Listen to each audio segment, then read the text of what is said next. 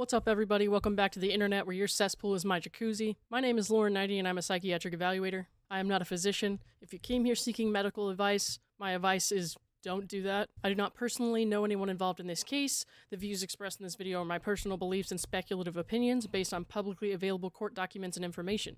The court case is still ongoing, so as of now, the things Laura has been accused of are just allegations. Last summer, formerly the bachelor Clayton Echard was accused of fathering Laura Owens' twins after a fateful encounter involving blowjobs but no penetrative sex. After Echard refused to sign a bizarre relationship contract drafted by Owens in exchange for the abortion of the allegedly fictitious babies, Owens made the bold but very stupid move to release a slew of documents to Reddit and the media, as well as bring Echard to court in a paternity suit. Owens' self-proclaimed evidence of her pregnancy was found to be fabricated, as people scoped out the Fiverr logo in one ultrasound, found she had stolen at least one ultrasound from the internet as it was traced back to an ultrasound posted years ago, and she admitted to doctoring at least one sonogram during her deposition. A forensic expert recently analyzed one of her former victims' computers, confirming Laura had sent him fabricated medical documents in order to pretend she had ovarian cancer. Instead of admitting to falsifying pregnancy, cancer, rape, you name it, she has double, triple, quadrupled down with a slew of impractical and brainless timelines. But of course, this all could have been avoided if the wizard at the end of the yellow brick road had just granted her some integrity.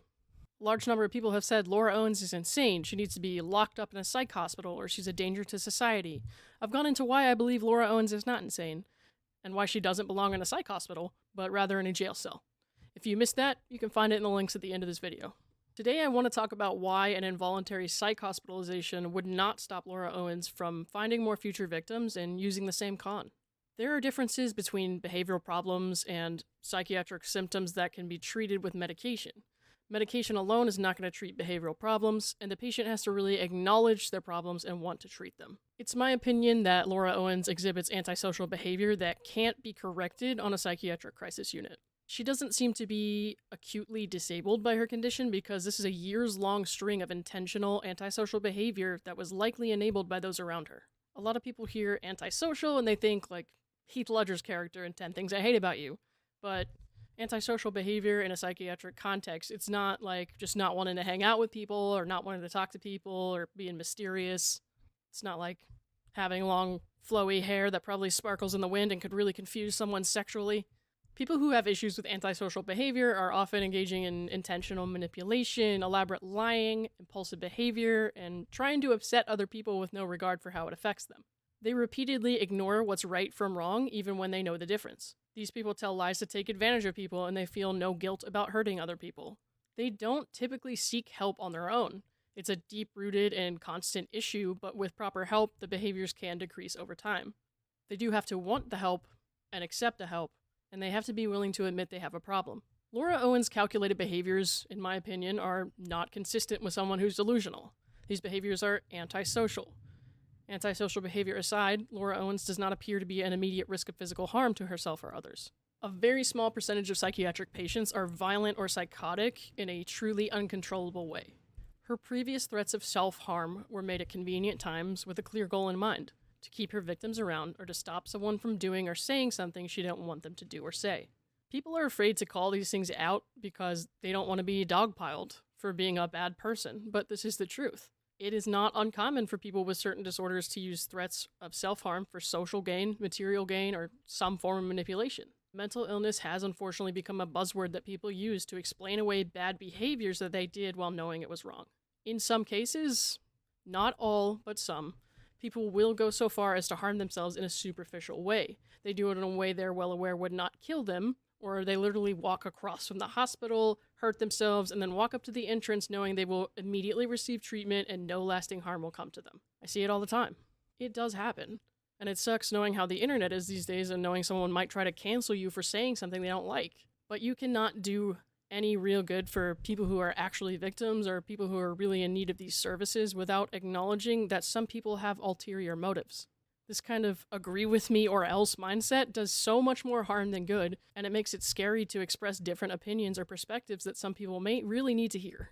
In a lot of ways, our jails and prisons have become warehouses for people who are truly mentally ill, keeping them from getting the kind of treatment they actually need, while our country's psychiatric units are filling up with people who really need to be in a jail cell, a homeless shelter, or an inpatient substance abuse treatment facility.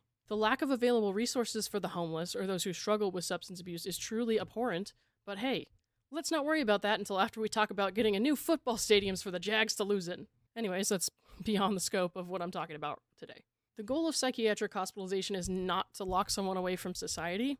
When someone is brought in on a 72-hour hold for evaluation, the goal isn't to have them committed for a longer period of time. If that becomes necessary, that can happen, but it's not what you want for people. The goal is for people to learn to manage and live with their disorder in society. A very small percentage of people are being held beyond the 72-hour hold against their will. That doesn't apply to patients who sign on to stay longer voluntarily, which happens quite often.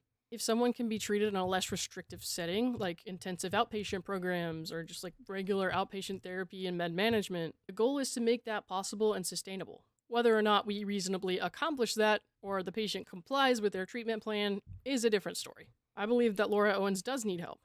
She won't magically stop doing this on her own, and she won't get the help she needs until she can admit she has a problem. But this is one example of a very widespread issue, which is that we need to make sure people's problems are properly addressed, and we aren't just forcing involuntary holds on patients whose issues will not be properly treated through that course of action. I believe that Laura Owens should be held accountable for her fraud and other crimes. Unfortunately, a psychiatrist cannot make that happen. It's a shame we can't count on our legal system to pursue the kind of justice that is truly deserved in this situation. My name is Lauren Knighty, and I got soap in one eye this morning. Bruh. I had this business idea when I was in school. I was like, I'm just going to open up a place where people can rent padded rooms to freak out in for a little bit. Because, people don't need to be locked up. Sometimes they just need to freak out for a second. Whether or not we recently often engaging in intentional people who haven't... I can't.